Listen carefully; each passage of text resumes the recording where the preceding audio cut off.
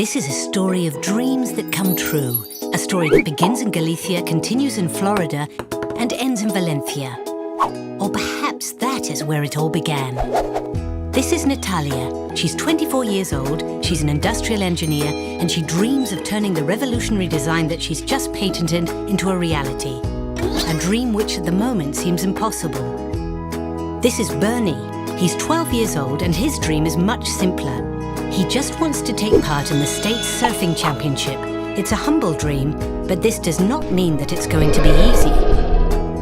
Both Natalia and Bernie's dreams have a great deal to do with a building in Valencia, a building with over 500 years of history. This is where their dreams will come true. Although at the moment, this is something that neither of them can even imagine, because sometimes, before coming true, dreams can start off by being nightmares. A Caronia 2013, Natalia has just finished her degree in industrial engineering. Her end-of-course project is a design that could be revolutionary. It is a system that could save over 70% of the energy used by household air conditioning units. Natalia has spent years researching in order to design this system. She's proud of her work, but she hasn't found a company willing to invest the money needed to develop it. Natalia will have to start up her own company if she wants to launch it onto the market. It's a great risk, but Natalia knows that her design could contribute not only to help families save money on their electricity bills, but also to environmental sustainability and the fight against climate change. A few years before, in Florida, Bernie has just turned 12. After celebrating with a party at home, Bernie says goodbye to his friends. They're going to spend the afternoon surfing on the beach, but Bernie can't go with them. Yesterday, the doctor told his mother that the red butterfly wing-shaped mark that has appeared on his cheeks is a malarash, a classic symptom of lupus erythematosus, and he has forbidden him to go out in the sun at all. From now on, he is completely banned from going to the beach, not even for a short while on his birthday. 500 years before all of this, in Valencia, King Ferdinand the Catholic ratifies the study of a university education. 9 years have now gone by since the Consell Municipal purchased the Edificio de la Nau to install the new university there. After the papal bull, the king's permission was the last formality necessary. Finally, Valencia joined the prestigious club of university cities, following Salamanca and Bologna. But let us return to Galicia. 6 months have passed since Natalia patented her system. Since then, she has been looking for premises to install her laboratory. She has quotes to purchase the necessary technology. She's calculated the labour expenses to hire the essential staff. And she has reached a conclusion. She will never manage it. It's just too much money. No bank will want to lend her so much. In addition, Natalia knows that she still has several years of research to go before beginning to promote the system.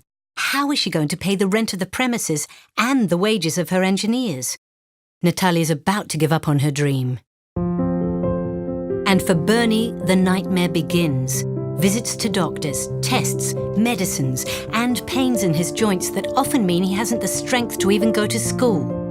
According to the doctor, Bernie must give up surfing. The sun could make his skin rash worse, and too much exercise is not good for him. When Bernie's mother takes his surfboard to store it in the attic, he can't stop his tears. Taking part in this championship was his only dream, and now it is vanishing forever. Many years before, in Valencia, a devastating fire destroyed most of the Edificio de la Nau. This would not be the only disaster that the University of Valencia would suffer.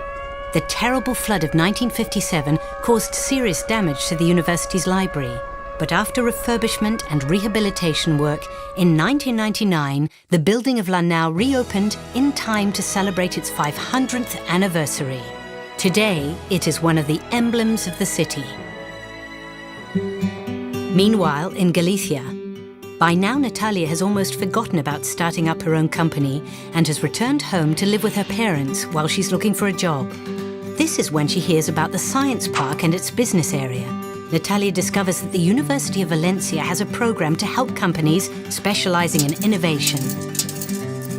They provide the perfect conditions for startup companies like hers. They can benefit from contact with other business people. They obtain advice on how to access investors and funding programs in order for their businesses to be able to grow at their own rate. And they have access to the incredible research facilities that the University of Valencia offers, in its eagerness to contribute to the economic and social progress of its surroundings. Just what Natalia needed to start up her company. And what Bernie needs is also there. Because some time ago, scientists from the University of Valencia identified one of the enzymes responsible for many autoimmune diseases.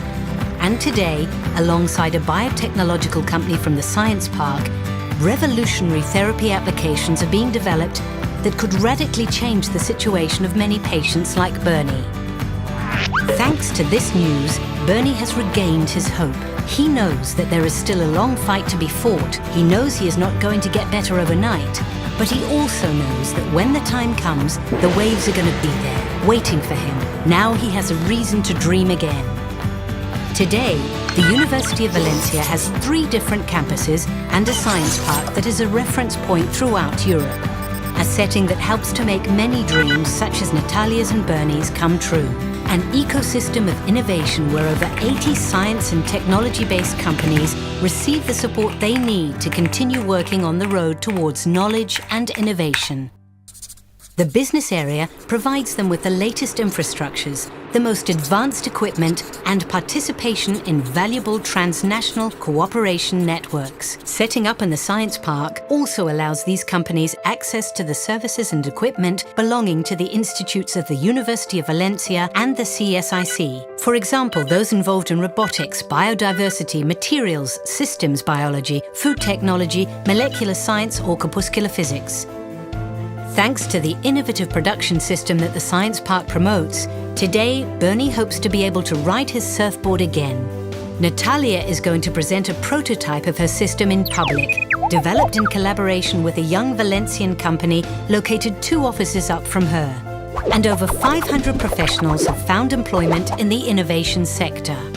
From small startups to microelectronics multinationals, passing through spin-offs created by researchers from the actual university itself or from the CSIC, more and more companies are opting for establishing themselves in this strategic location, over 200,000 meters of land perfectly connected to the center of the city of Valencia, which offers them a broad range of different forms of accommodation and a maximum versatility regarding the spaces, including laboratories and specific spaces for the development of R&D&i activities, and aiding the expansion of their businesses within the park's campus.